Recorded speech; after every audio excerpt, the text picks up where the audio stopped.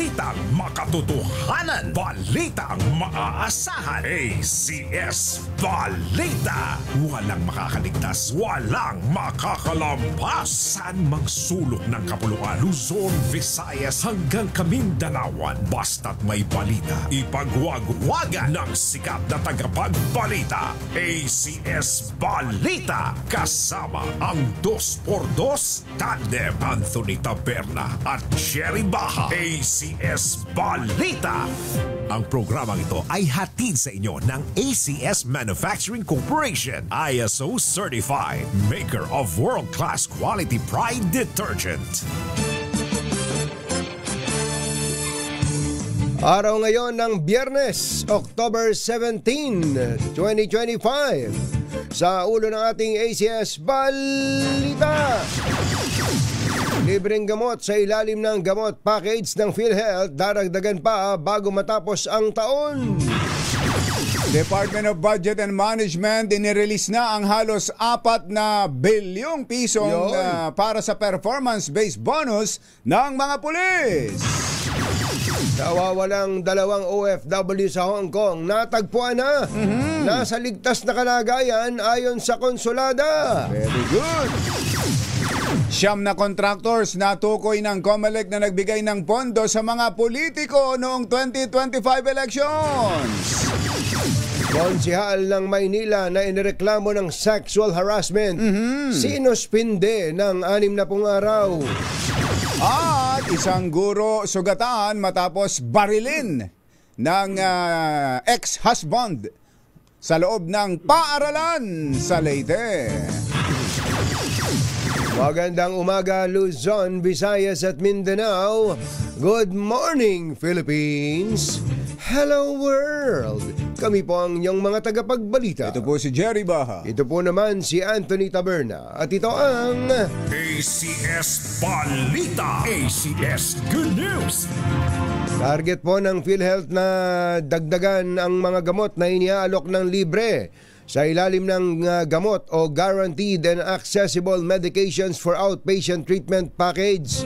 Ayon kay PhilHealth President Edwin Mercado, plano nila itong i-roll out ngayong 2025 o sa susunod na taon. Sa kasalukuyan ng PhilHealth gamot na unang inilunsad noong August 14 ay may iniaalok na 75 klase ng gamot na may taunang limit na 20,000 piso sa mga piling klinika at butika. Saklaw nito ang mga gamot sa infection, asthma, chronic obstructive pulmonary disease, diabetes, high cholesterol, high blood pressure, nervous system disorder at iba pang supportive therapies. Isa pang good news! Good news sa mga mahuhusay at tapat at masisipag na kawani ng PNP. Ayon po kay Agustina Nolasco, inilabas na ng Department of Budget and Management ang 3.39 billion pesos na pondo para sa performance-based bonus ng mahigit sa 225,000 na mga qualified na mga opisyal at kawani ng pambansang pulisya. Alinsunod ito sa direktiba ni Pangulong Bongbong Marcos na patatagin ang moral at kapakanan ng mga kawani ng gobyerno sa pamamagitan ng pagbibigay ng nararapat na insentibo sa kanilang pagseserbisyo. Sa ilalim ng PBB. Subok na matibay. Subok na matatag. Ito yung performance-based bonus. Iba ba yan? Makatatanggap ang mga kwalipikadong PNP personnel ng 45.5% ng kanilang buwan ng sahod. Batay sa kanilang sweldo noong December 31, 2023. Kabilang sa mga kwalifikasyon para dito sa PBB. Subok na matibay. Subok na matatag. Ay ang pagkakaroon ng very satisfactory rating sa ilalim ng Civil Service Commission Approved Strategic Performance Management System o Career Executive Service Board. Alas 6:10 ng umaga, naimbag na bigat kada kayo amin na po agring kayon. Gising na! Natagpuan na ang 2 Pinay OFW sa Hong Kong na napaulat na nawawala noong Oktubre 4. Kinumpirma ng konsulada ng Pilipinas sa Hong Kong na nasa ligtas na kalagayan ang mga OFW na sina Amy Mahilum Pabuaya, 23 anyos, at Aleli Perez Tibay, 33, matapos ang halos 2 linggong paghahanap sa kanila. Sa nauna ng ulat ng Department of Migrant Workers, huling nakita ang dalawa noong October 4 sa Chuen Wan District matapos ang kanilang hiking trip. Sa wala pang inilalabas na iba pang detalye ang konsulada hinggil sa totoong dahilan ng pagkawala ng ating dalawang kababayan. Kinumpirma ni COMELEC Chairman George Garcia na merong 9 na contractors na nagbigay ng pinansyal na tulong sa mga politiko noong 2025 elections. Gayunpaman, sinabi ni Garcia na hindi pa nila natutukoy kung sino-sino ang mga kandidatong ito kung nanalo man o natalo. Sinabi ni Garcia na maaring sa susunod na 2 linggo ay mapapangalanan na nila ang mga politikong tumanggap ng campaign funds mula sa 9 na kontraktor. Nagbabala ang COMELEC na ang mga kontratista at politikong mapapatunayang guilty dito ay papatawan ng hanggang 6 na taong pagkakakulong. May kulong pala yun. May kulong pala. Paano yung mga natalo? Yung natalo. Baka naman pwede nang palusutin yun, Chairman. Natalo na, kulong pa. Ganun ba? Masyado namang mabigat yan, Chairman. Masyado kayong masakit magsalita. Talo na nga. Oo. Hindi, kaya maganda rin namang nabanggit mo. Ilan daw yung contractor? 9 na contractors. Kasama na kaya dyan yung itong nasa listahan ko? Ano yan? Na may nagpadala sa atin mula sa COMELEC Legal Division na meron daw isang natalo na. Nakatanggap pa. So, natalo na, kumita pa. Pero may kulong pa. May kulong pa ito. 1, 2, 3, 4, 5, 6, 7 construction companies to 7. Kulang pa. Kaya nga May dalawa pang... Hindi, 7 dun sa natalo. Itong isang kandidato lang. Sa isang kandidato lang. Isang kandidato lang to na natalo, nakatanggap ng tulong pinansyal. Mula sa 7 contractors? Mula sa 7 grabe contractors. Grabe naman. Ang dami niyang friends. Ito mo. Sinasabi ko sa'yo. OMG! Yan, sinasabi ko sa'yo. Hindi ko nakita. Ay, nako. Madam President. Napakaswerte naman yan, kumbatsero. Pero mong 7 contractors ang campaign contributors niya. 7. At may nagbigay ng 2 milyon, may 1 milyon, may mahigit 1 milyon, may 3 milyon. Baka hindi pa nakikita ni Chairman to. Baka hindi pa kasama yan. Hindi pa kasama to. Samantala, alas 6:14 na ng umaga, ating Agnes Di Banadera. Ma'am Agnes. Ay, Ma'am Agnes. Clark Development Corporation. Kamusta po kayo? Marami bang mga Koreano dyan? Dami. Hayes. Amadya. Sinuspinde ng konseho ng lungsod ng Maynila ang isa nitong miyembro matapos mapatunayang may basihan ang reklamong pangharas laban sa kanya. Sa bisa ng Resolution Number 393, ipinatupad ng konseho sa pangunguna ni Vice Mayor Chi Atienza ang 60 araw na suspensyon laban kay konsehal Kuya Ryan Ponce, Kuya Ryan Ponce, at magiging epektibo ito 15 araw matapos matanggap ang opisyal na abiso. Kasunod ito ng naging privilege speech ni Konsehala Eunice Castro noong October 9 ano ba sinabi niya? Na naglalaman ng mga alegasyon laban kay Ponce. Ano ba yung mga ginawa daw sa kanya? Hindi ko na maalala. Tsaka kahapon daw doon sa public hearing, binawal pala cellphone, kumbatsero. Bawal daw mag-video. Meron bang nakapagpuslit, Mother? Malamang meron yan. May nakapagpuslit ba ng video at nakunan yung proceedings? Kahit na ito'y open to the public, bawal daw ang cellphone. Ayon kay VM Atienza, ang naging aksyon ng konseho ay patunay na seryoso ito sa pagpapanatili ng mataas na pamantayan ng asal sa mga halal na opisyal.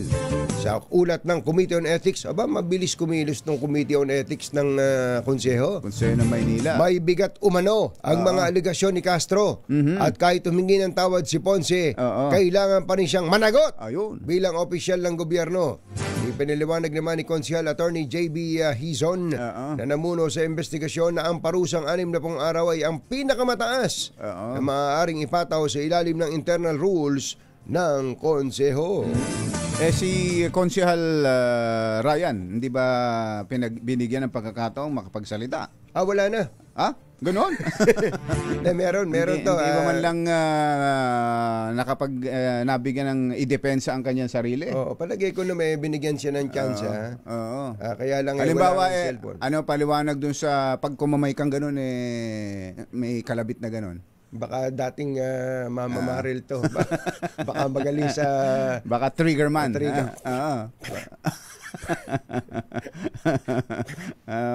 Maraming binanggit na kung ano-anong mga ginagawa daw sabi ni konsehala nakabastusan. No? Ang natandaan ko lang yung pagkamay yung pagkamay na gano'n. Si Boy Gatillo. Tapos may kakalapit sa hindi gano'n talaga nangyari. Hindi, pero naiintindihan natin kasi yung mismong babae ang nakaramdam nun If a lady feels violated, she can always file a complaint. But why? I don't know. Alas 6:17 ang ating oras. Maayong buntag kaninyong tanan mga Bisaya, mata na mamudiha, gising na ba kayo? Sugatan ng isang guro matapos itong barilin ng dating mister sa loob ng isang paaralan sa Tanawan, Leyte. Naganap ang insidente sa Tanawan School of Craftsmanship and Home Industry sa Barangay Canramos pasado alas 7 ng umaga kahapon. Sa report ng Police Regional Office 8, nasa loob ng school ang 48 anyos na guro na si Elizabeth Mandreza nang biglang dumating ang dating asawa nito na si Adam Mandreza, 46 anyos, at kaagad na binaril ang biktima na tumama sa balikat gamit ang isang kalibre 38 baril at saka inihagis sa bubong ng kalapit na gusali. Tinangka ng lalaki na saktan ang sarili gamit ang isang patalim, ngunit napigil ng mga nagresponding pulis. Ganun, may patalim pang hawak. So paano daw binaril niya yung teacher, tapos inihagis sa bubong yung baril. Akala ko yung teacher.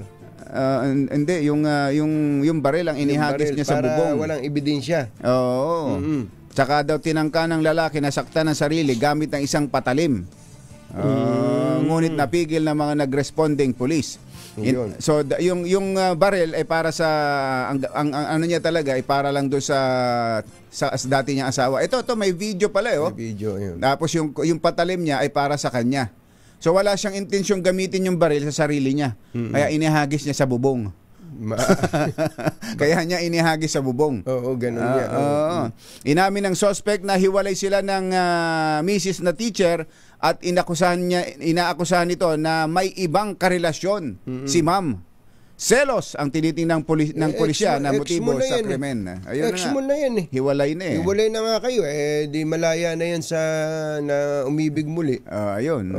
Mukhang hindi pa siya nakamove on. Yun ang problema. Hindi ka nakamove on, pare ko. Susunod! Tito Boy! Mabigat din palang magsalita itong chairman ng ICI. Bakit?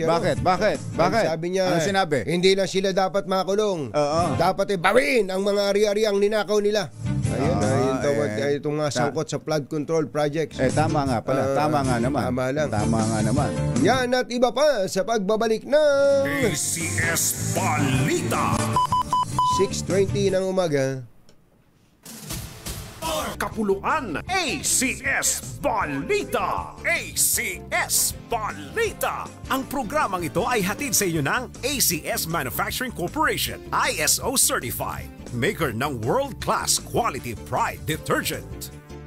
Hi! Maganda morning! Ano bang araw today, kumbachero? Today is Laundry Day Friday. Yuhu! At pag Laundry Day Friday, all you need is Pride washing machine detergent. May triple stain away formula kaya tanggal ang makapit, madikit, malupit na dumit man siya kaya easy ang labada. Kaya pala mula noon hanggang ngayon, all you need is Pride. All you need is Pride. ACS. Kasama ang 2x2 Tandem Anthony Taberna at Jerry Baha. ACS Balita.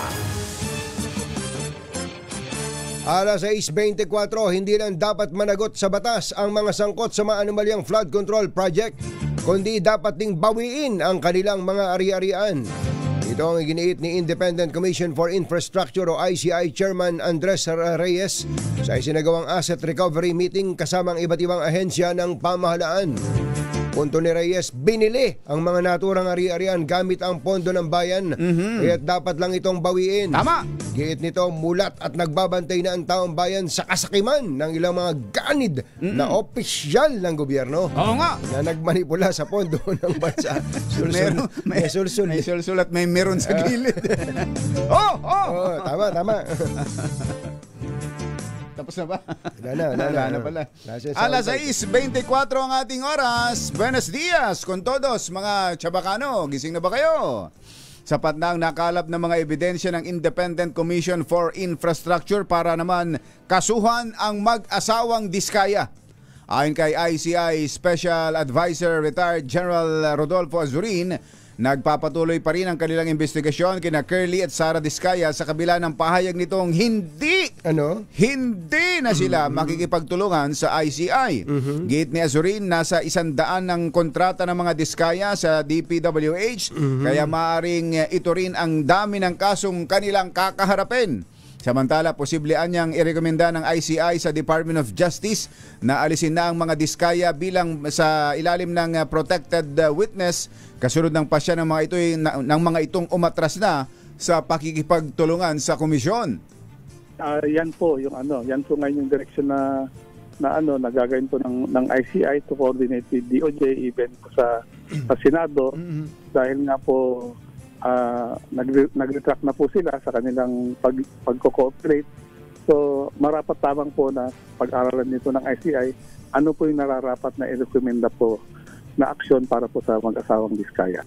Si ICI Special Advisor Retired General Rodolfo Azurin. Walang anumang pahiwatig ang mag-asawang Sara at Curly Diskaya na hindi na rin sila makikipag-ugnayan sa Department of Justice. Ito ang nihayag ni Prosecutor General Richard Anthony Fadolion kasunod ng pasya ng mga Diskaya na tuldukan na ang pakikipagtulungan sa ICI.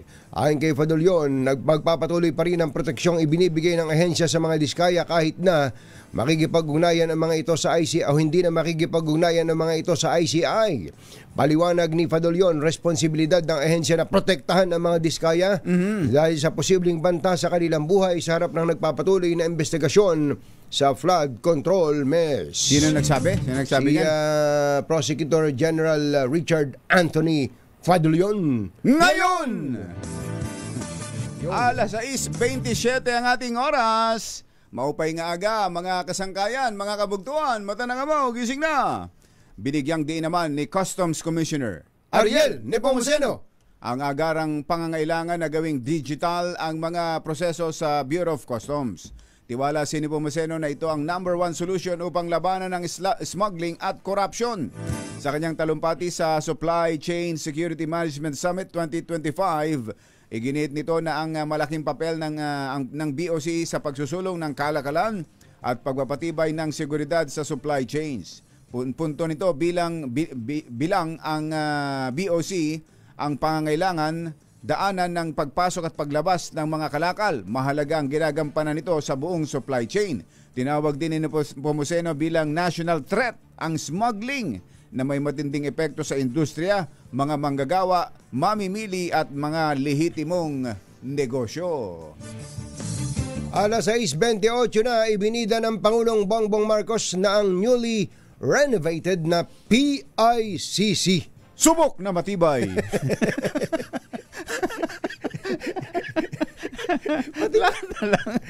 Matibay talaga to. Subok na matatag. Dito lang yan, malapit na sa atin. Oo, nasa likod lang natin yan. Philippine International Convention Center, PICC. Ayan, simbolo daw po ito ng kulturang Pilipino at kahandaan ng bansa na makipagsabayan sa global stage. Ayon kay PBBM, ang ginawang refurbishment ng halos 50 taon ng convention center ay sumasalamin. Ayan, ano pinakamaganda dyan? Mother, ay sumasalamin. Dr. Jessica D. ng Ideal Vision. Congratulations pala sa inyo ikandalawang store. Store sa La Union, Sa La Union. SM La Union. Ayan. At pang 100, 200. pang 200 ng Ideal Vision. At ang SM naman ay pang 100. Aba, matindi Pang tong 100 SM. store ng SM. Mas matagumpay pa pala ang Ideal Vision. Doble. Doble. Ayon kay PBBM, ang ginawang refurbishment ng convention center ay sumasalamin Ideal sa Vision. layunin ng pamahalaan na ipakilala ang Pilipinas bilang modernong bansa na may modernong ekonomiya. Dapat may picture tayo nito, Mother, kasi nakita ko sa picture, ang ganda. Ang ganda ng bagong PICC, yung loob. Kasi nakita ko yung luma niyan. Kami ni Kumbachero, lagi kami binibigyan ng award dyan. Lalo na nitong si yung attorney. Public Attorney's Office. Si Attorney Persida Acosta. Attorney. Chief. Kumusta? How are you, Chief? Mayroon ba tayong bagong award dyan? Ang 6 na buwang renovation ng PICC ay bahagi ng paghahanda ng bansa para sa chairmanship nito sa ASEAN Summit o Association of Southeast Asian Nations Summit sa 2026. Tinutugis naman ngayon ng mga otoridad ang isang magsasaka na nanaksak ng aso sa barangay Vista Hermosa sa Macalelong, Quezon. Sa ulat ng pulisya, nairita ang suspect na nooy nakainom ng tahulan ng isang alagang asong si Tanggol. Opo, tinan mo nga naman, si Tanggol pa yung aso.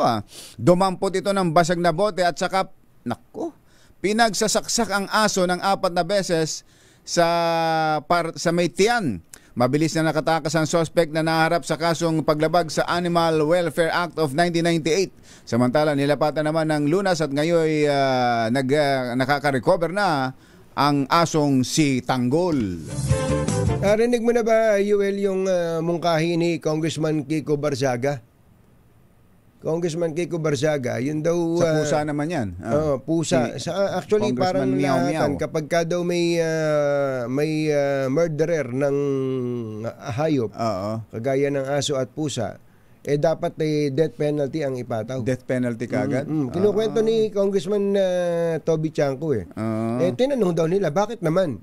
Masyado naman yatang matindi hayop lang. Yung sa tao nga, hindi death penalty, di ba? Sabi daw ni Congressman Kiko Barzaga, hindi ba kayo nanonood ng mga documentary sa serial killing? Saan ba nagpa-practice yung mga serial killer? Sa hayop. Sa hayop. Una, pumapatay muna ng mga hayop yan. Tapos, pagkasanay na sa pagpatay-patay ng hayop, tao na. Hihintayin nyo pa bang pumatay ng tao? Yan, patayin nyo na. Patay na kagad.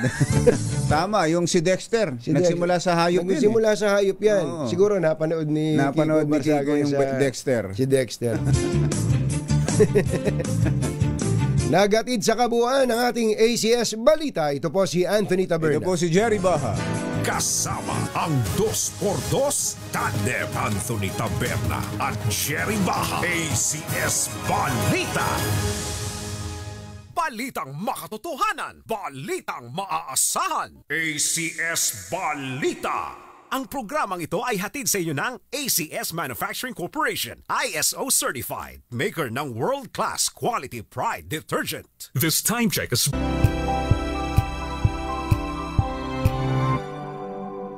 Lumalatay na komentaryo sa Himpapawid. 2x2.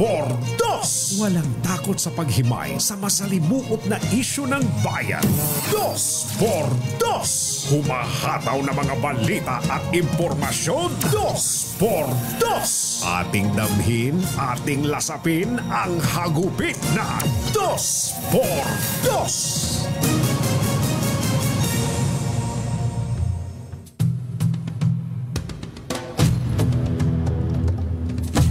Hinamon ni DPWH Secretary Vince Dizon si Batangas Representative Leandro Leviste na ibunyag ang pangalan ng mga personalidad mula sa kanyang team na sinasabing kontratista o kontraktor din o may koneksyon sa ilang kontraktor.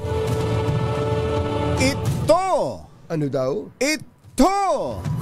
Ay sa harap ng pagkwestiyon ni Leviste sa posibleng kaugnayan ni Secretary Vince Dizon at ng kanyang team sa mga kontratista ng DPWH na kanyang narinig mula sa ilan niyang source.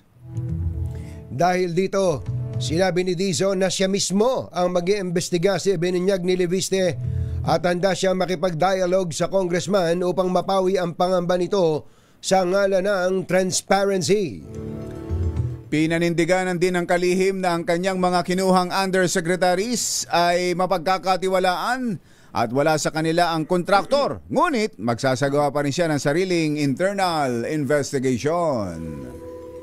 Isyu ng bayan, ng katotohanan. Dos por dos.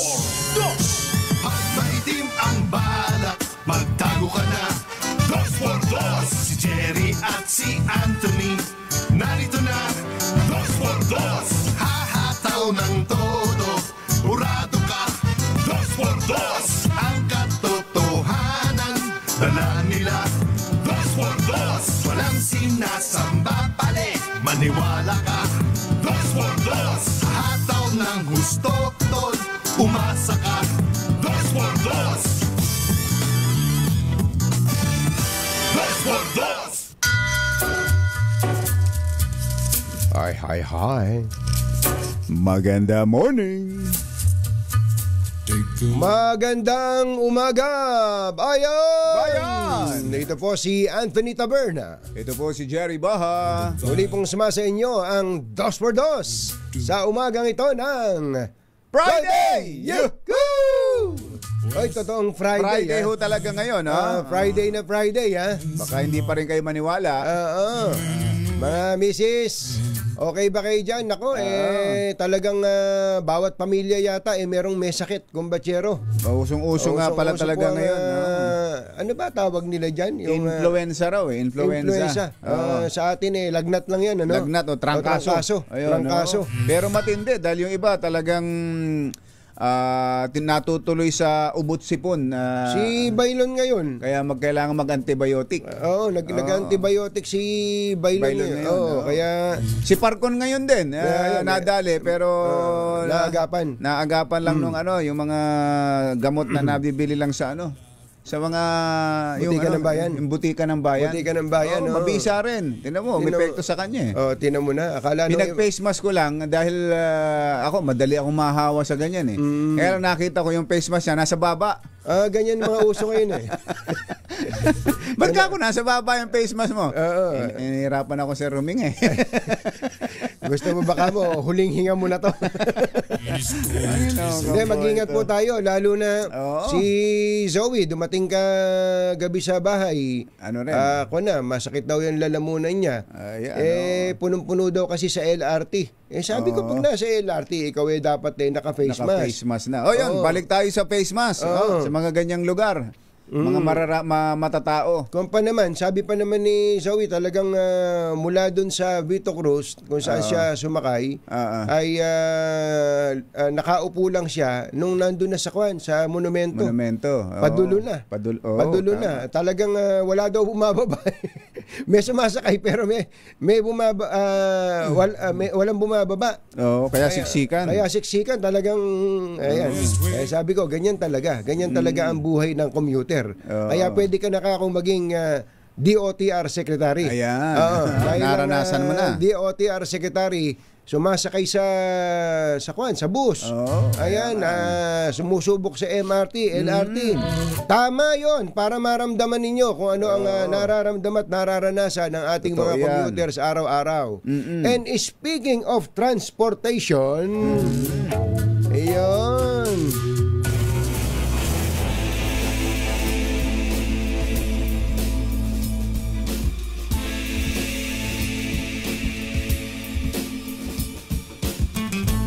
Matindi yung intro music natin.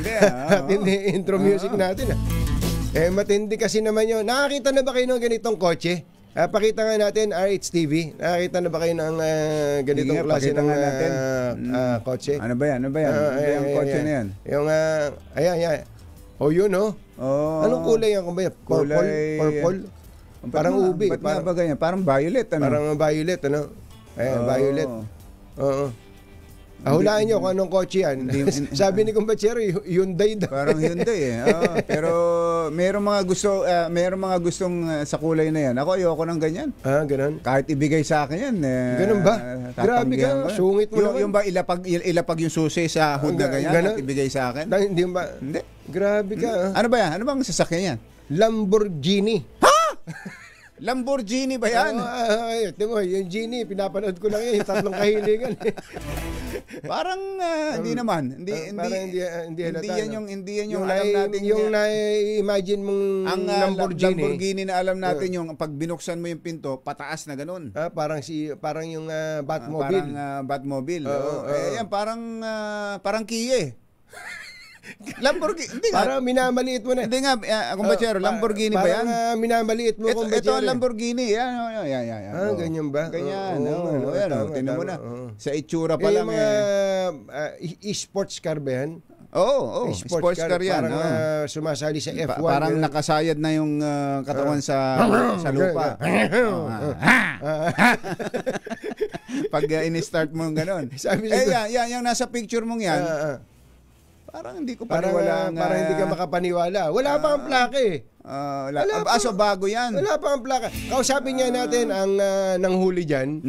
Ang LTO chief, ang bagong LTO chief. Si Assistant Secretary Marcos Parin Lacanilao. Asik Lacanilao. Magandang morning. Si Katunying po ito, saka si Ka Jerry. Magandang umaga po, Katunying, Ka Jerry. Apo. Ayaw maniwala ni Kumbachi. Ang middle initial nyo rin ba Parin? Marcos Parin.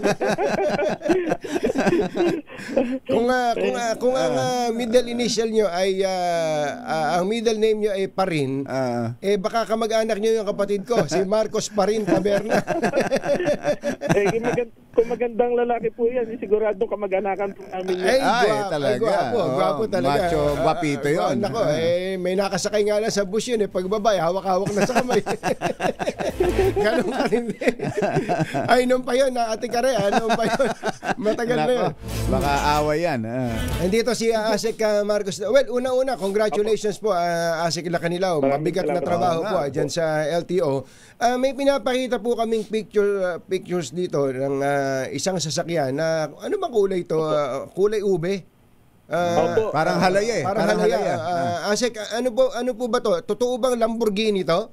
Opo, yan po yung Lamborghini Urus. Yan po yung SUV ng Lamborghini. Kumbaga yung sa sports car nila, nakalagay yung makina sa isang SUV. So, naglabas sila ng ganyan. Kagaya ho yan nung sasakyan ni Bryce Hernandez na sinorender sa ICC. Pati nga ho kulay, kapareho din. Ganun. Magkano ho yung ganyan? Ang halaga niyan? Sa totoo lang ho, ang prevailing market value niyan nasa 30 million. Mahal pala to? Napakamahal pala niyan? Kapag dito sa Pilipinas bibilin. So, bayad ng mga taxes and duties. Opo. Pero kahit ho yan ay nasa abroad, kung hindi ako nagkakamali, more or less na 400,000 US po yan eh. Kaya hindi po yan bumababa ng 20 million sa abroad. Ba't ito napakamahal mukhang... mas maganda pa yung Cherry Tiggo namin dyan. Grabe. Layo. Lalo na yung REVLE Limited Edition. Ay, napakaganda nung Cherry Tiggo. Parang kapag inalok nyo sa amin yan, Asik, tatanggihan namin. Grabe ka. Ikaw, pasensya na si Rod Navarro po. Sinasaniban na po ni Rod Navarro to. So, ganun, 30 million. Hindi, pero ang tanong namin, bakit nyo po ba hinuli yan? At saan nyo po ba hinuli yan? Ganito po yan. Nakita po yan kasi po nung pag-upo ko po ng Monday, nagbigay ho ako ng malinaw na direktiba sa enforcement natin sa LTO, yung totoong hulihan. Kasi nung bago ko pumasok, napansin ko, parang ang hinuhuli yung mga maliliit lang. Sa amin sa Batangas ang hinuli yung nag-i-scrap na mama, imbis na dapat na tulungan, Ngayon, wala akong nakitang hinuhuling mga luxury vehicles na nagba-violate. Kaya ho dito, nagbigay ako ng direktiba na tignan. Ngayon, natsempuhan po ito nung aming enforcement motorcycle unit na wala siyang plaka. So, pinara ho siya kaagad. Nung pagpara sa kanya, una, tinignan yung dokumento, tsaka lisensya. Wala pong lisensya yung nagmamaneho. Ayun. Patay. Tapos, pangalawa, yun hong plaka, may pinakita, may nilabas ka agad na plaka. So, ibig sabihin, nasa loob lang yung plaka. Ganun May plaka na, hindi kinakabit. Na-issue na pala. Opo. Opo. Tapos, ang nag-communicate po sa central office, yung enforcement, kasi ako po muna umuupo sa enforcement ngayon eh. So, ang aming direktiba, kakod, dalhin muna sa central office para ma-verify at makita natin. So, yun nga po, dinala po sa central office. Nung madala ho doon ko nakita din sa mga dokumento na yung nag-import po nitong sasakyan na ito, ay siya rin na nag-import ng mga questionabling sasakyan ng mga diskaya. Kung matatandaan po ninyo, yung Bugatti. Yes. Yung importer. Dalawa yun. Yung dalawang Bugatti. Opo. Siya rin pala. Ano pangalan nun? Prevel. Okay. Oo, yan po. Medyo nagkaroon po kami ng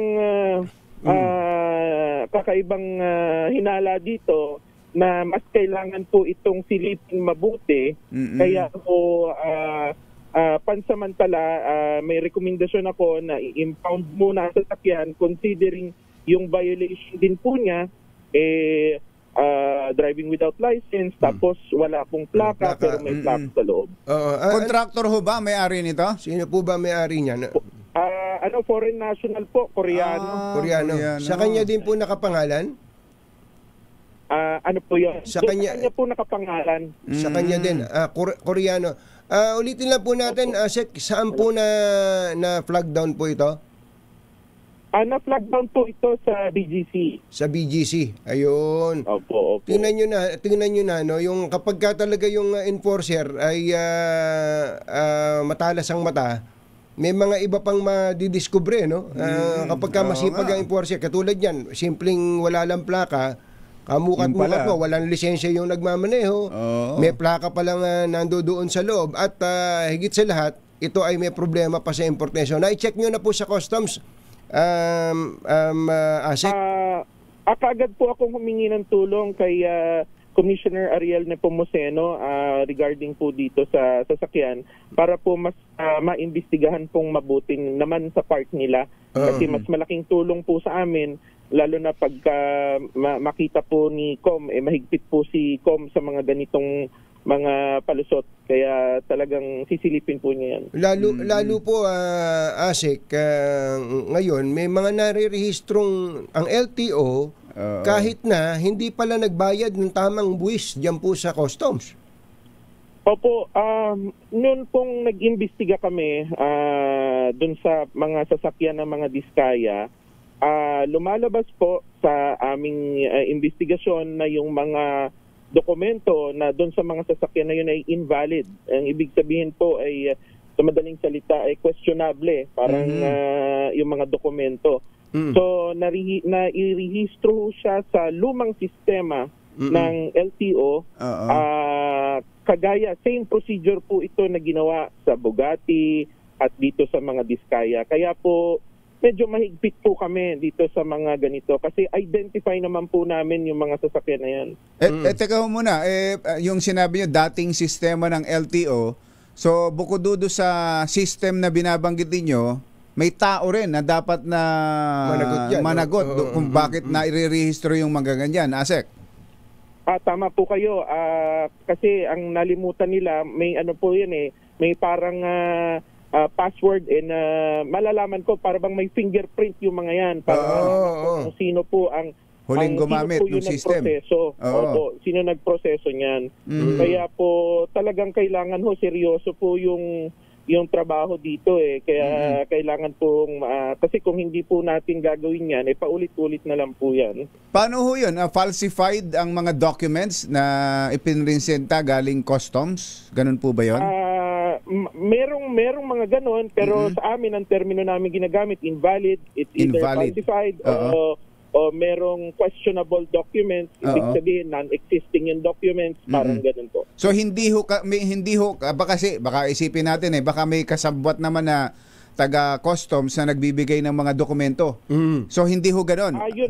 Yun ang hindi po namin alam kasi sa custom side na po yan. Kaya humingi po kami ng tulong kay Commissioner Nepomuceno para po mas malalim naman po niyang masilip yung sa custom side. Sa amin naman po sa LTO, iimbestigahan ko po kung sino ang mga nagproseso po nito para po magkaalaman kung ano po ba paano nila ginawa ito. Opo. Last na lang po, Asek, may report po kami na pati po yung mga sasakyan ni Congressman Zaldico ay inyo pong ano ba yun? Na-discover niyo, nabantayan? Ano po ba ang update dyan?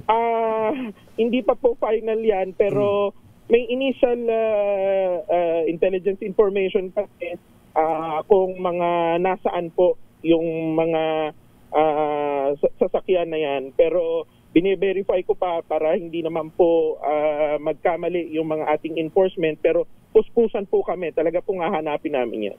Ano po ito? Parte ng mga na-freeze na assets? Hindi pa po. Apparently ito yung mga sasakyan na nandoon sa kanyang property na hinahanap. Pero hindi ko po alam kung ito po ay napasama doon sa list kasi kahapong biglaan lang din po ang informasyon. Pero pagka po ba ganun, halimbawa po subject ng investigation ng ICI, ng DOJ, ano po yung authority ng LTO doon? Kung meron siyang na-acquire na property, ano po ang magiging intention po ng LTO doon if ever?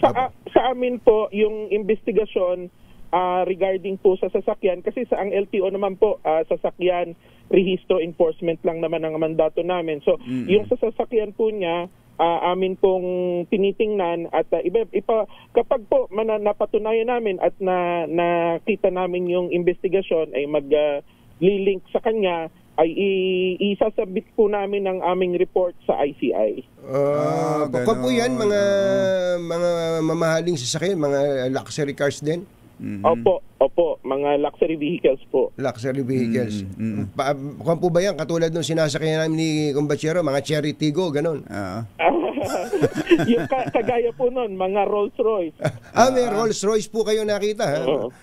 May Rolls. Teka, yung kay Yusek ba yan? Alfonso? Ricky? Yung part 2 ba kayo sa investigation noon na ipinagutos ni Secretary Banoy Lopez do sa isang taga DOTR na gumamit ng protocol plate at merong blinker. Ano po development doon, Asek? As of now po, naka-impound pa rin naman po siya sa aming opisina. Ang iniimbestigahan ko po kasi yung sasakyan, gawa po ng, yun nga, yung power ko lang, nakalimit ho sa sasakyan at driver. Yun, so, dun sa sasakyan po, iniimbestigahan kong mabuti kasi nung pinasusurrender ko po ito, gusto ko pong isurrender din yung plaka para makita ho natin. Then, yung blinker, tinanggal na ho yung blinker dun sa video, makikita natin naka-properly installed kung maayos na nakalagay. So talagang sinadyang ilagay sa sasakyan, hindi po yung pinatong lang kasi baka gawing alibay. Oo nga. Kanino ho ba? Kanino nakapangalan yung sasakyan? Isang private po na kumpanya. Ito, yung Stanwich Philippines. Nag-come forward po ba sila para i-claim yung sasakyan? O amin yan ganun.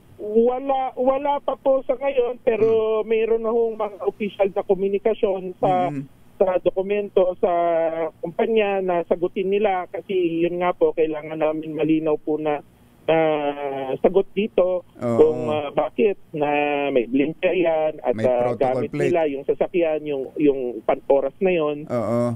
na nasangkot sa road rage. At siguro sabihin natin na update, nag-file po ng indefinite leave si Yusek Ricky Alfonso Yusek to pala yun. give way sa isa pong investigation na hindi siya makaka-influence dun sa resulta. Opo. Okay, Asek Marcos pa rin, Lakanilaw. Sir, Thank you, sir. Maraming salamat po sa inyong oras at magandang umaga po. Okay lang po ba may dagdag Ay, lang go ahead mabilis po. ng kaunti? Ay, go ahead po. Asek. Gawa po nung yung nag-viral naman na pick-up na binangga yung mag-ama sa may Roas Boulevard na PWD yung bata eh. Sinagi nila, nag-viral po ito. Nagpalabas po ako sa aming page na hinahanap namin yung sasakyan. Gawa ho kasi na yung sasakyan na nakita namin, wala hong record yung plaka. So, ibig sabihin, yung plaka po ay parang fake. Fake, nako. Kasi wala hong diplomatic siya, pero wala hong record sa DSA, wala pong record sa LTO, pati yung embassy na naaninag, nakipag-ugnay naman kami, wala ring record. So, kaya ho kami nanawagan sa publiko kasi seryoso po yung ginawa niya. Halos mapatay niya yung bata. Yung mag-ama. So parang hit and run pa pala to. Opo, sinagi ho niya. Konti bukod dito malapot yung mag-ama Pambira. Sige po, kukunin na. Hihingi na kami ng permiso sa inyo. Hihingi namin sa LTO Facebook page. Nandoon po ba yan? Opo. At Nandoon po. Ayun. Saka marami po tayong kababayan na talagang tumutulong. Malaking bagay po sa akin yan Kasi konti lang po ang tao namin sa LTO. Kaya kailangan ko rin ho talaga ng tulong ng taong bayan dyan. Yes, sir. Salamat po, Asek. Magandang umaga po. Magandang umaga po. Si Asek Marcos Lakanilaw, ang bagong chief ng Land Transportation Office. Isyu ng bayan, katotohanan, 2x2.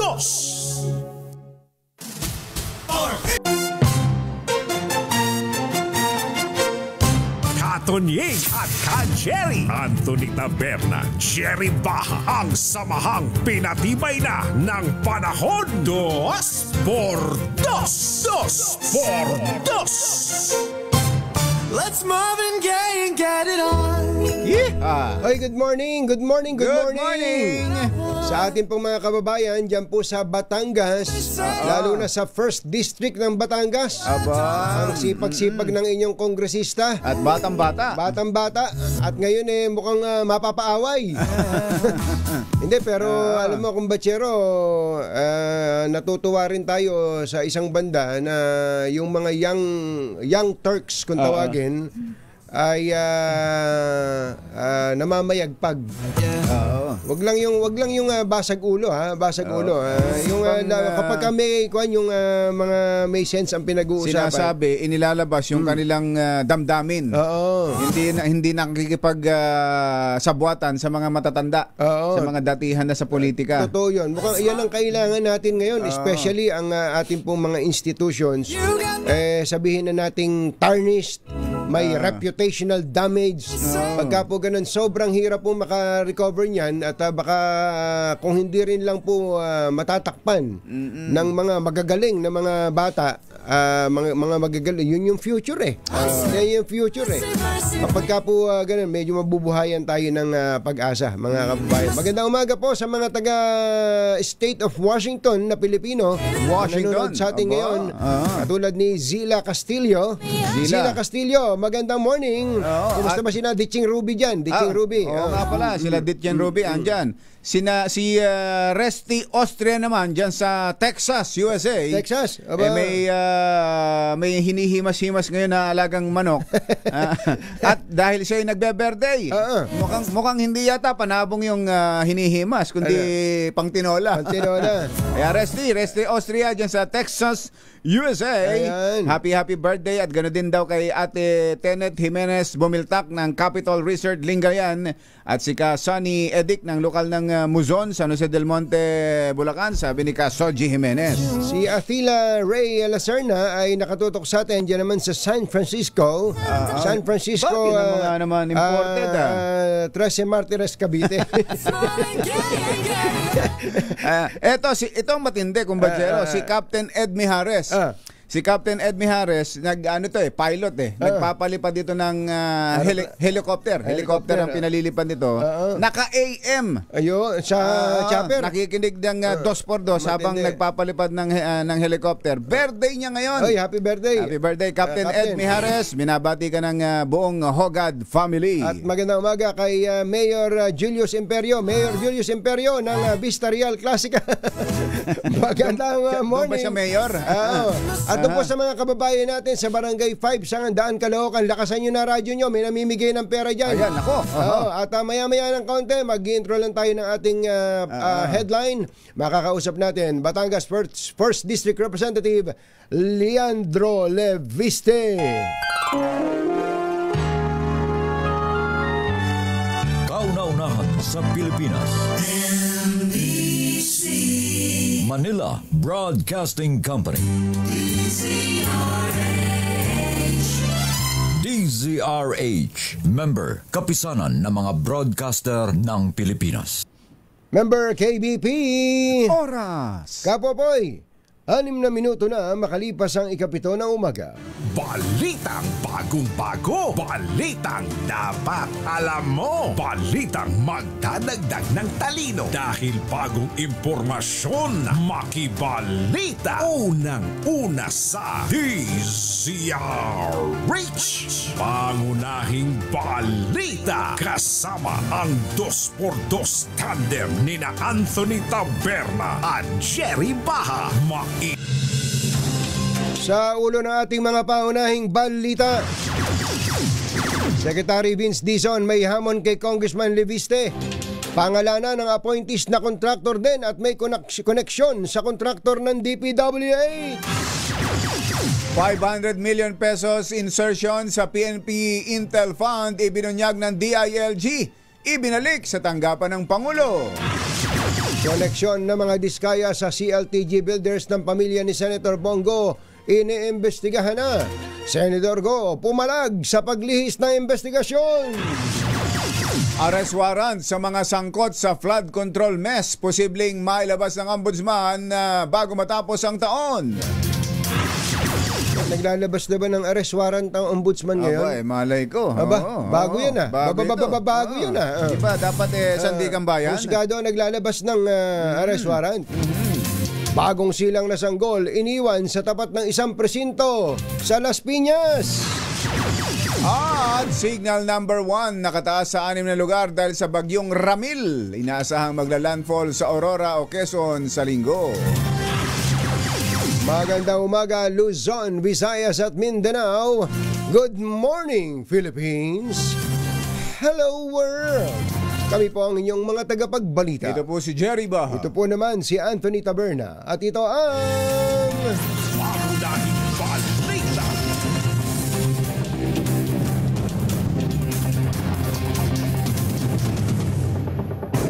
Ibinunyag ni Batangas Congressman Leandro Leviste na may mga miyembro ng team at appointee si DPWH Secretary Vince Dizon ang kontraktor ng pamahalaan o kaya may kaugnayan sa mga kontratista. Ayon kay Leviste, may nagbigay sa kanya ng naturang impormasyon at alam din umano ito ng kanyang mga kasamahan sa Kamara. Giit ni Leviste kung totoong may appointee si Dizon na questionable ang background ay maituturing itong conflict of interest at taliwas sa layuning linisin ng ahensya.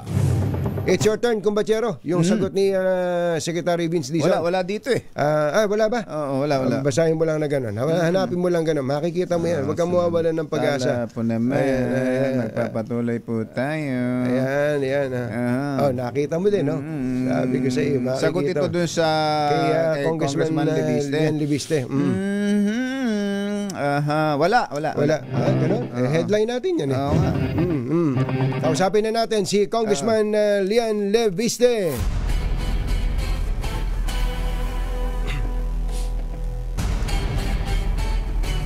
Magandang umaga po, Congressman Lian Leviste ng Batangas, si Katunying po at saka si Ka Jerry.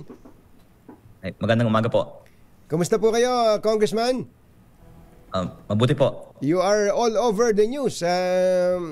Pwede na po kayong tumakbong senador. Bata pa kayo, hindi pa kayo payadet. Wala pa kayong 35. Okay, Congressman, nawindang ang marami nang sabihin po ninyo na may kasama sa team si Secretary Vince Dizon na kontraktor ng pamahalaan o may koneksyon sa mga kontraktor ng DPWH. Pwede po bang expound po ninyo yun, Congressman? Unang-una po, ang agenda ng aking press briefing kahapon ay hindi para maging personal tungkol sa mga miyembro ng team ni Secretary Dizon, kung hindi para manawagan na ibaba natin ang presyo ng mga proyekto ng DPWH para maiwasan ang mga duda tungkol sa mga kickbacks. At hiniling ko din kay Secretary Dizon na ilabas niya ang impormasyon tungkol sa mga budget ng bawat distrito na hinihingi ng ibang mga congressman na nasa kanya naman. Meron kaming mga kopya at sinabi niya na ilalabas niya pero hindi pa niya inilabas. Kung meron pong mga interviews ang media sa kanya ngayong araw, sana pwedeng i-request sa kanya na ngayong araw ilabas na niya ang available na impormasyon tungkol sa budget dahil tinatalakay namin ngayon sa Kongreso ang 2026 budget. Ngunit ang focus ng ibang mga media ngayon ay sino yung mga miyembro ng team ni Secretary Dizon na may mga aligasyon na ay may maybe potential issues related to procurement para sa DPWH. At ayun pa naman pong sabihin na ito ang layunin ko pero dahil siya po ang nagtanong, pwede ko pong isagot. Sige po. Sabi po niya, please name names. Okay po. DPWH Undersecretary Ari Perez. Sino po siya? Ano po ang impormasyon na nakuha niyo tungkol po sa kanya?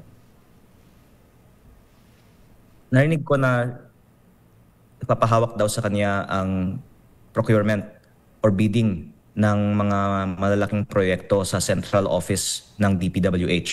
Okay. At ang focus ko ay sana reformahin natin ang sistema at wag natin isipin na kung palitan lang natin ang mga tao na gagawa ng bidding ng mga project, wala nang korupsyon. Lalong-lalo po kung tignan natin ang background ng mga tao sa team ni Secretary Dizon na hahawak sa bidding, baka magkakaroon pa rin ng korupsyon pero doon na lang po sa central office. At hindi ko naman po sinasabi na magkakaroon ng bigayan ng kickback sa itong individual o yang individual. Pero mahirap po talaga kasing iwasan ng korupsyon sa DPWH. Pag bago kang na-appoint na undersecretary, I'm sure marami ng mga contractors na lumalapit sa'yo. Kahit hindi ikaw yung lumalapit sa kanila. At kahit hindi ka humihingi, baka sila ay may inaalok.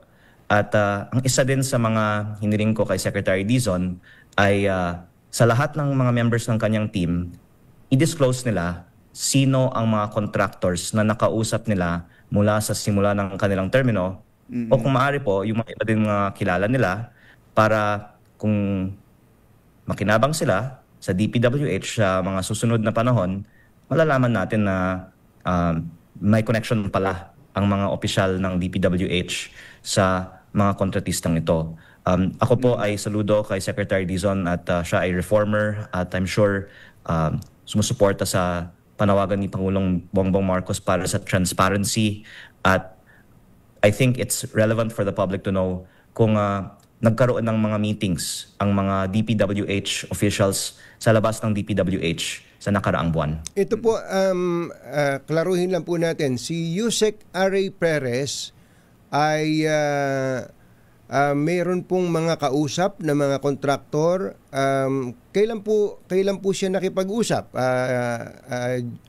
Upon his appointment as Undersecretary or even before he was appointed Yusek po ng DPWH? Ang sabi ni Secretary Dizon, pwedeng siya ang mag-imbestiga kasi syempre nasa kanya naman po ang impormasyon at sabi niya just name names, so I gave one name. Actually, sir, I can name names of others. During our phone call yesterday, or during the press briefing, I received a phone call from another high-ranking member of DPWH.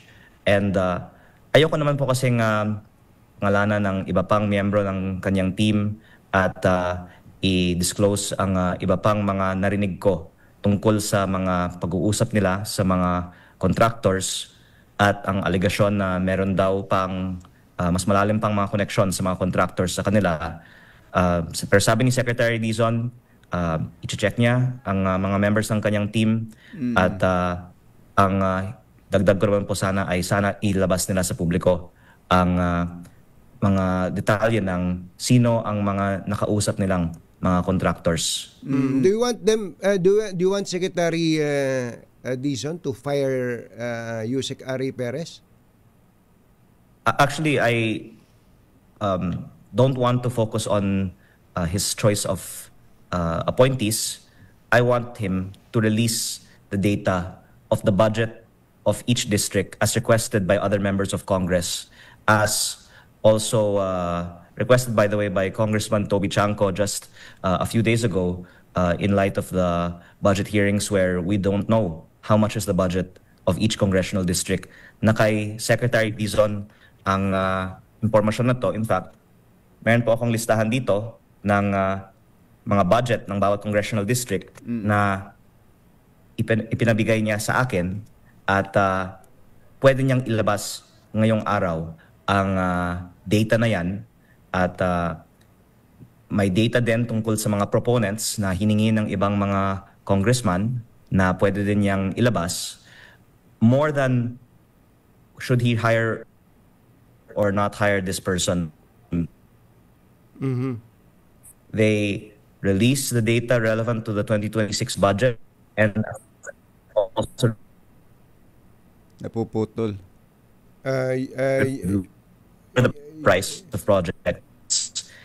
And we can have more confidence that the DPWH. Apo. Congressman, medyo naputol po yung portion na yun. So, I'm sure okay na po. Mas okay na po ngayon. Ang sinasabi ko lang po ay ayaw ko talagang mag-focus sa choice of personnel ni Secretary Dizon. Ang gusto kong maging focus ay yung immediately actionable policies. Maliban sa pagbaba ng presyo, yung pag-release sa publiko ng budget ng Balikan nga natin yung linya ni Secretary ni Congressman Libiste. Balikan natin para ma-reestablish lang natin yung mas magandang signal sa kanya. May isang tanong na lang sana ako doon bago natin sana iwanan yung at humingi din po bago natin iwanan yung may kinalaman kay Yusek Ari Perez Combachero. Kung assuming na may nakausap siyang kontraktor, ano ba yung pinag-usapan? Ano ba yung may pinag-usapan bang hatian na kickback o meron bang sinabing sa inyo mapupunta ang mga kontrata, etc. Kasi baka isipin naman ng ating mga kababayan dahil napangalanan na si Yusek Ari Perez, masamang tao na tong Yusek Ari Perez na to, no? Kaya nga. Gusto lang natin klaruhin. Okay, balikan natin si Congressman Libiste. Congressman? Hello, Congressman Libiste. Opo. Magandang umaga po. Yes, sir. Hello? Opo. One last point na lang po, no? One last question na lang tungkol doon. Pasensya na kayo. Bagamat sabi nyo nga, that was not the main focus of your press con yesterday. Pero ang gusto po namin lang malaman, ano po ba ang masama kung si Yusek Ari Perez ay may nakausap na mga kontraktor? Mayroon po ba kayong mga information na magsasabing meron siyang impropriety na ginawa in relation to these contractors? Meron akong information tungkol sa history din ni Yusek Ari Perez na kung malaman ng publiko ay baka sasabihin ng iba na hindi siya tamang humawak ng bidding ng central office ng DPWH. At ang mga miyembro ng media ay pwede rin pong mag-background check tungkol sa kanya at ang ibang mga miyembro ng team ni Secretary Dizon. At ang gusto ko din pong dagdagan ay hindi naman si Yusek Ari Perez lang ang the one I heard information about, because Meron pa iba. I heard about many other members of his team, and I also got a call from one other member of Secretary Dizon's team during our press con yesterday, and I have lines of communication with them so that I don't want to name many more of them, but I'm just hoping that Secretary Dizon will also reflect that alam naman niya yung mga miyembro ng kanyang team ay may mga history tungkol sa pag-uusap sa contractors, procurement. Ang iba sa kanila ay baka may connection sa mga contractor. Kaya kung gusto po ni Secretary Dizon, pwede nating i-discuss pa ang lahat ng mga detalye nito sa media. Pero baka malulungkot ang mga supporters ng bagong DPWH kung ilabas natin sa media lahat ng narinig natin tungkol sa mga bagong appointees niya. Ang point ko lang sana ay we ask that Secretary Dizon disclose the information that he committed and lower the prices. And if he does that, then we can be confident that there is real change in DPWH. Kailangan natin baguhin ang sistema, hindi lang po ang mga personalidad. At kahit sino po ang ilalagay mo sa DPWH, mahirap pong trabaho ito. Marami pong mga temptations at opportunities also to talk with contractors. At maganda pong magiging resulta nitong usapan ay mag-announce sana si Secretary Dizon ng solusyon sa mataas na presyo at lack of transparency sa DPWH budget. Congressman, last na lang doon sa part na yon kay sa team ni Secretary Vince Dizon. Sabi mo nga hindi lang si Ari Perez, meron pang ibang members ng kanyang team na may naririnig din kayo. Pero gaano ka-reliable, Congressman Lian, yung mga information ninyo yan sa mga sources ninyo? Gaano ka-reliable para paniwalaan ninyo? Kasi kung hindi, parang magiging hearsay lang kung sakasakali. Gaano ka-reliable yan? Kaya po ako nag-discuss nito dahil baka 10 tao po ang nagbigay sa akin ng impormasyon tungkol sa mga miyembro ng team ni Secretary Dizon. Iba-ibang source at credible po. At ang ikinagulat ko ay nung sinabi ni Secretary Dizon na walang contractor sa kanyang team. Baka walang contractor sa papel na pangalan, pero ang nabalitaan ko nga ay talagang meron. At pangalawa, inamin po ni Secretary Dizon na nagkaroon sila ng mga diskusyon sa mga contractors.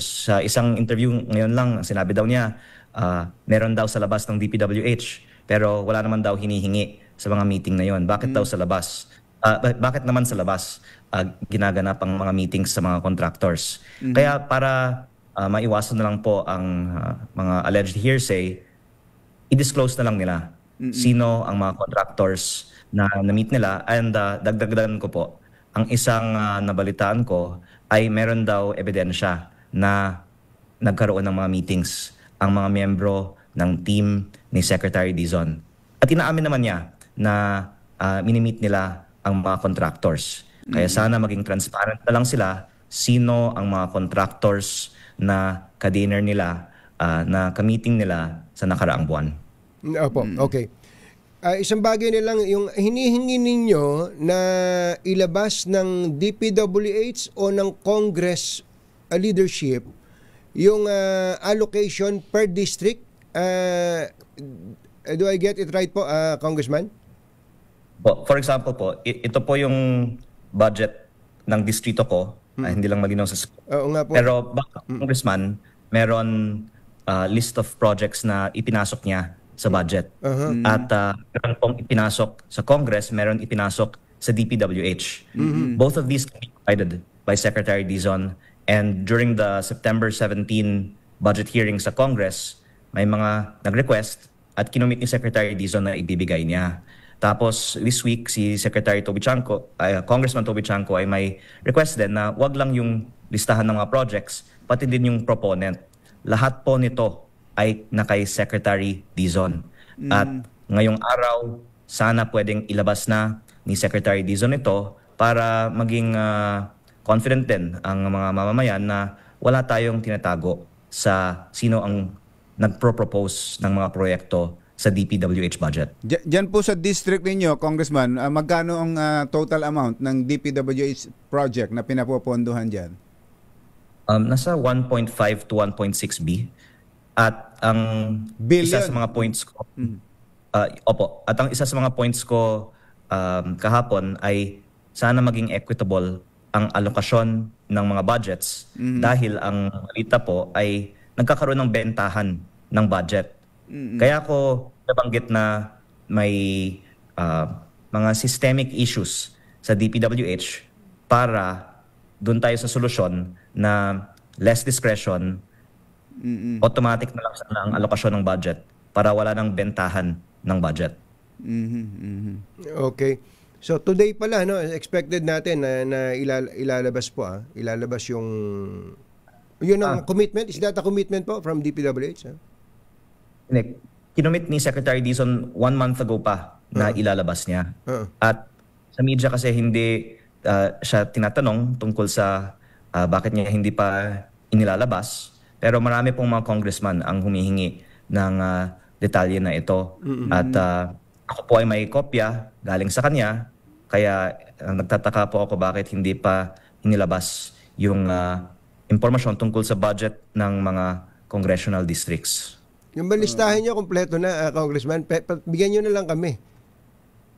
Ay, sinabi sa akin para sa akin kaya gusto ko para sa maglabas para hindi, pero tingin ko ay, Congressman, if I may interrupt, tingin ko po maganda po talaga na malaman yan na bawat distrito kung magkano ang allocation, kasi ang gusto natin magkaroon ng equitable na distribution ng resources ng gobyerno para naman hindi naiinggit yung halimbawa Tawi-Tawi Lone District ay ganito lang ang allocation, samantalang yung kapitbahay nila halimbawa sa Sulu ganito kalaki ang allocation, pareho lang naman sila ng pangangailangan. Ito sa district lang ni Congressman 1.6 B. Di ho ba malaki na 'yon, Kong Leon? Ang DPWH budget ay 600B. Ang populasyon ng aking distrito ay 0.6%. Kaya kung per population, dapat 3.6B. Ang ibang mga distrito ay may mahigit 6B. Mahigit 6B po ang budget ng ibang mga distrito. Pero actually, humingi ang ibang mga kongresista sa budget hearing ng impormasyon sino ang mga top district. Okay. At ayaw lang malaman ng publiko sino ang nakakakuha ng 6-7B. Pero meron po. At ang punto dito sa issue ng corruption na tinatalakay ngayon ay hindi lang para sa equitable allocation ng budget, pero para maiwasan ang sinasabi ni Congressman Toby Chanco na practice ng parking. Hindi naman po galing sa congressman necessarily ang budget na yan, pero nagkakaroon nga ng mga kontratista na bumibili ng budget doon daw sa DPWH Central Office. Yun po ang nakalap nating mga detalye na meron nang sasabi na kung payag ang congressman, magbababa siya ng bilyon-bilyong pisong pondo sa distrito at ang congressman bibigyan lang ng parking fee, pero yung pipili ng contractor ay yung mga nasa DPWH, hindi po yung congressman.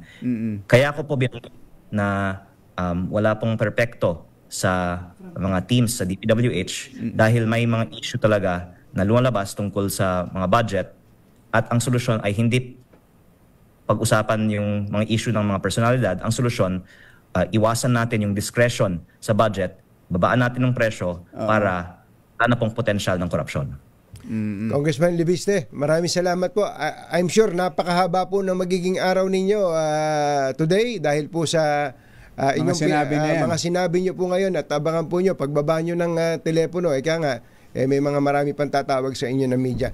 Thank you so much at salamat po sa opportunity na makausap namin kayo. Thank you.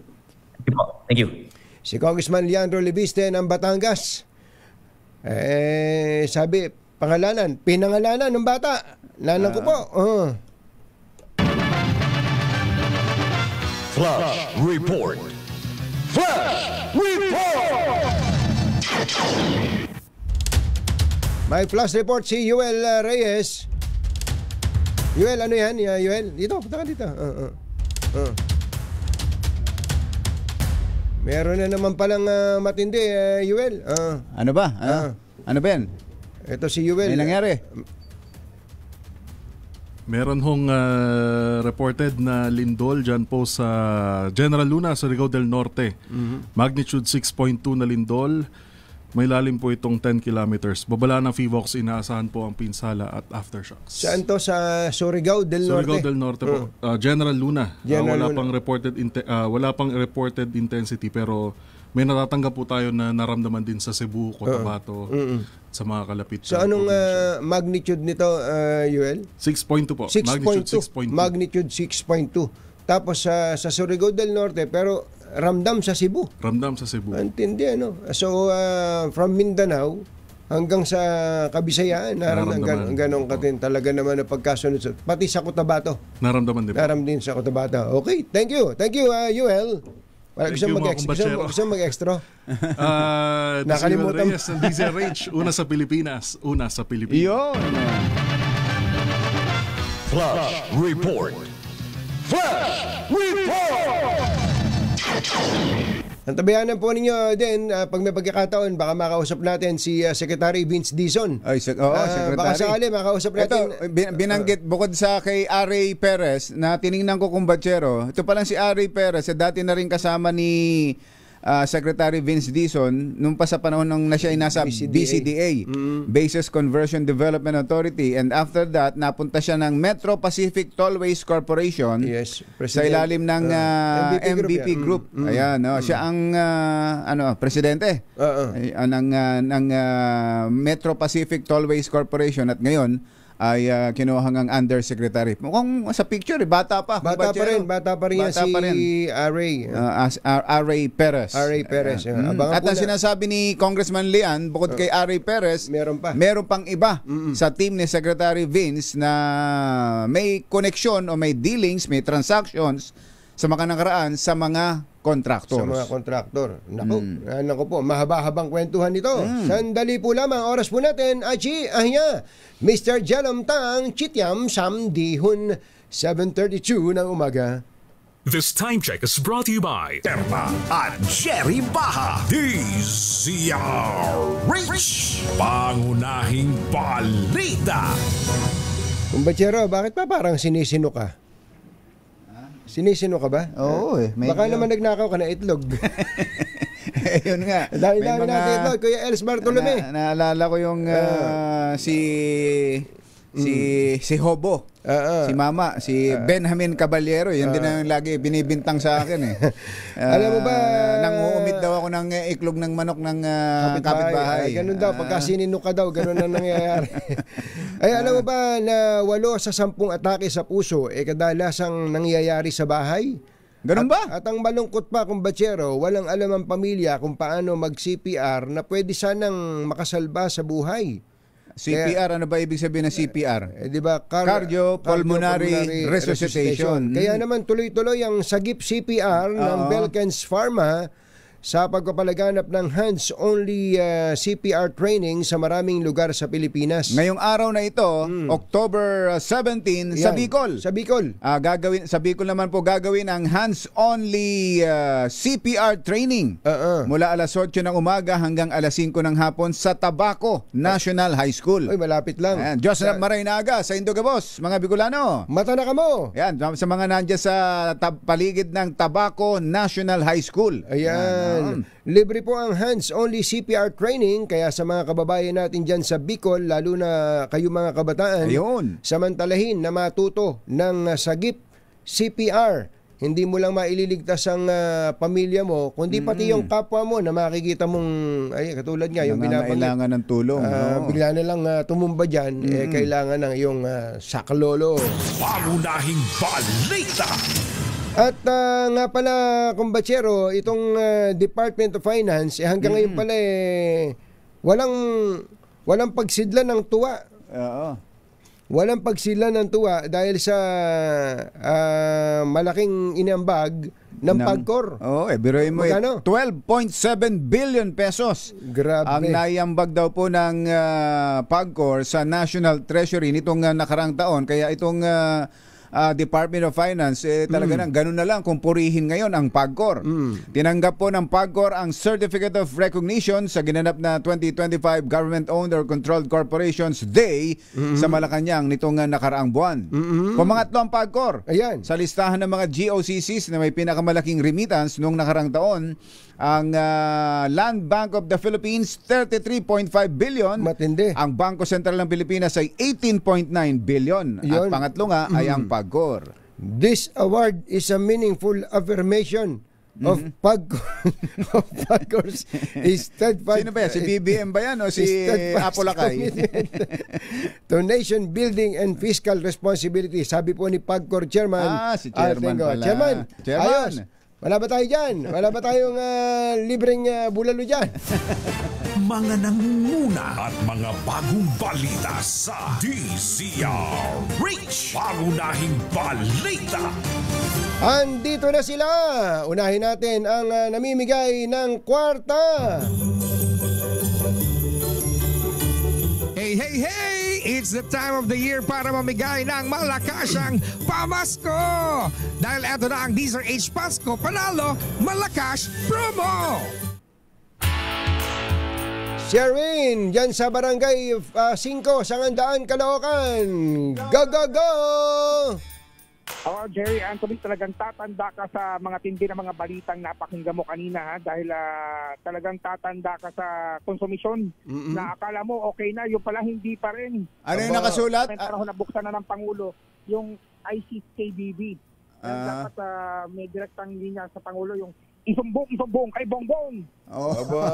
Ano yan? Mas masayang tumanda kapag batang Kangkalu. Nakikinig lang niya kanina.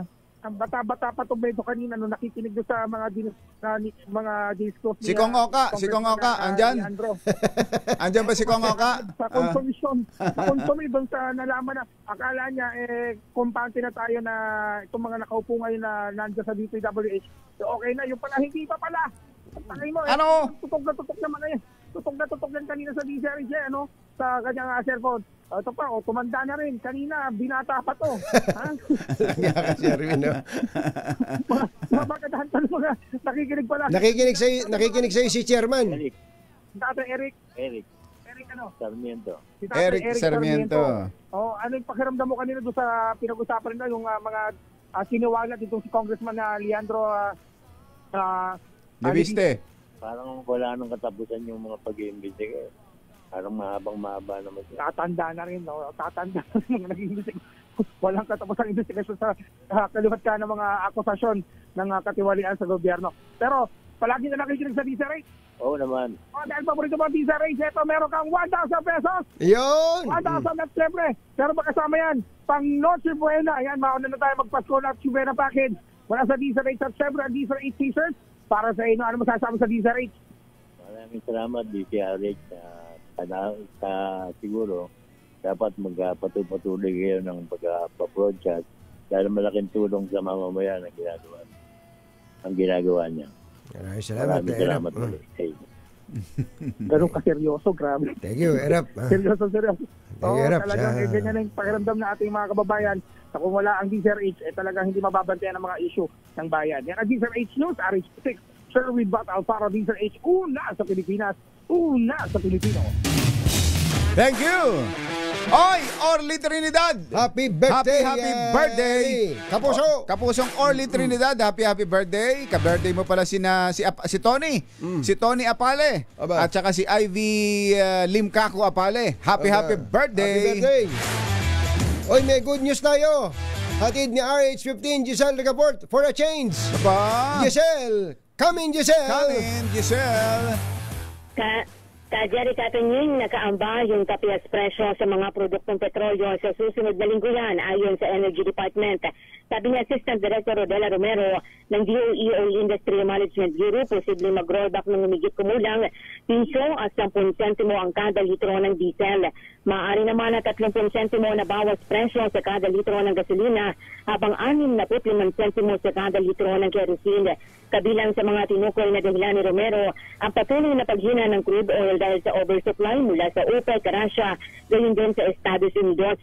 Dahilan din daw yung binawasang pagtaya ng global oil demand ng International Energy Agency dahil sa pangamba sa labis na supply sa pandaigdigang pamilihan. Wala pa sa pagtaya ng kagawaran ng cost of doing business ng mga oil company at iba pang mga premium at maaari pa itong magbago batay sa huling araw ng kalakalan ngayong araw ng Biyernes.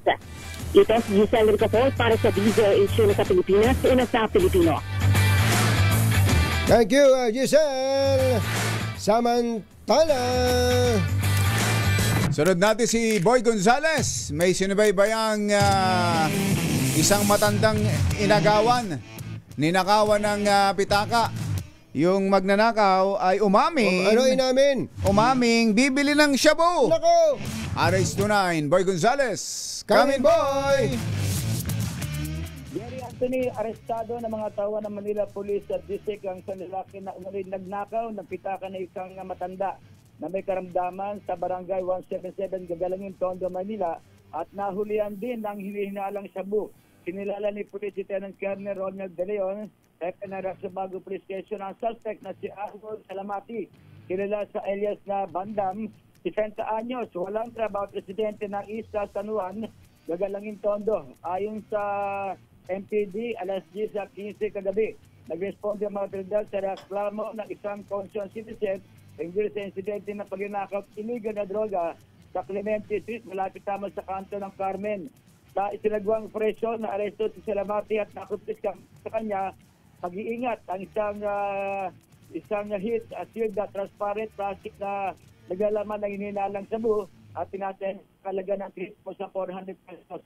At kay Colonel De Leon, inamin umano ng suspect na pambili umano ng illegal na droga ang naging dahilan. Kaya niya ginawa ang pagnanakaw sa pitaka na matanda na may lamang 2,000 piso habang ito'y naglalakad na may tungkol pa sa naturang lugar. Ito si Boy Gonzales para sa Disaris, una sa Pilipinas, una sa Pilipino. Thank you, boy! Ay, Kuya Boy Fabian. Kuya Boy. Magandang morning. Kuya Domeng Mariano, magandang morning. Ate Shula, magandang morning. Happy birthday. 4th birthday daw kay Luna Ebuiza Urbano at kay Ani Urbano ng May Kawayan, Bulacan. Galing kay Mar. Kay Mar Urbano. Aba, Kuya Mar Urucha, kumusta? Si Mar Urbano. At si Attorney Dodo Dulay ay binabati ni General James Brillantes. Ano bang, bakit ba binabati?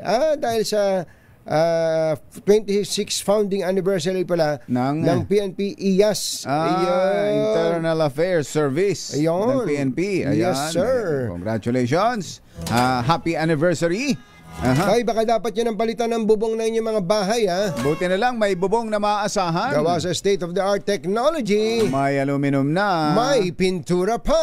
Now available na rin sa pre-painted tiles pan. Para sa eleganteng bubong na matibay na, makulay pa, mag-Cherry Loom pre-painted ka na. Engineer Tony Nanggel, 12 minutes bago ang alas 8 na umaga. Baka gusto mo na ring subukan itong all-new Tigo REV luxury edition, 7-seater to, kumbachero. Alam mo ba kung magkano? Starting at just 1,528,000 pesos, hatid ng all-new Cherry Tigo REV Luxury Edition ang high-tech na features, pogi at moderno ang itsura, at syempre sulit na sulit sa halaga. Ito ang tunay na game changer sa segment na ito. Meron itong 1.5 liter turbo engine at ipinagmamalaking Cherry Super Hybrid system. At meron din po itong 1,400 kilometer na combined EV at hybrid range. Kaya kahit na pumunta ka ng Bicol, no problem. Aba, tinan mo nga naman at alam nyo ba, marami rin itong safety features tulad ng 14 Advanced Driver Assistance System kasama ang Adaptive Cruise Control at 540 degrees camera. Aba, kaya ano pa hinihintay nyo? Kuya Kuyang Eric Divina Gracia, abay pwedeng-pwede ka na. Pwedeng-pwede ka nang mag-upgrade ng Cherry Tigo REV LE. Jerry Bala at Anthony Taberna sa 2x2 sa DZRH. Magandang umaga kay Lakay Deo Makalma na punong-puno ng pampataas ng ano ba yung creatinine doon sa opisina mo. Chichirya. Parang may kabarkada ang mga taga NKTI dito Thank you Kuya Els Bartolome. Thank you sa double yoke na ipinadala mo sa amin. At ang siguradong hindi basag ang pula. Hindi basag ang pula. Kuya Jerry Labasan, 10 minutes bago ang alas 10 ng umaga. Ay, alas 8 ng umaga. This time